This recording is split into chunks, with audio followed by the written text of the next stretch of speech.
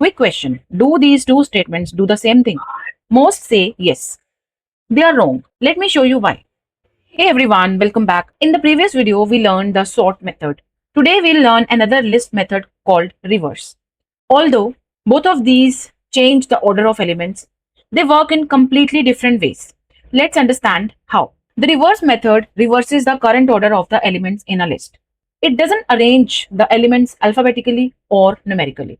The syntax is list name dot reverse. Let's understand reverse with the help of a program.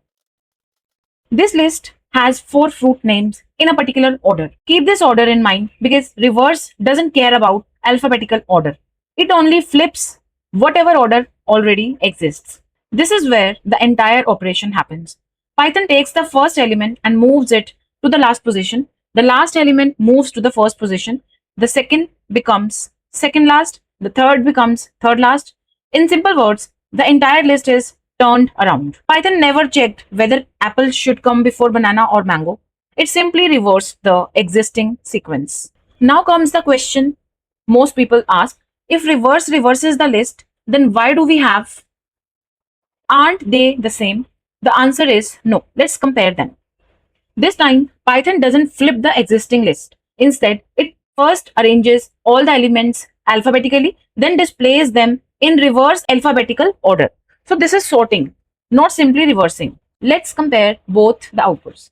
Using fruits dot reverse gives banana, orange, apple, and mango. And using fruits dot sort reverse equals to true gives the output orange, mango, banana, and apple. One keeps the original sequence and flips it.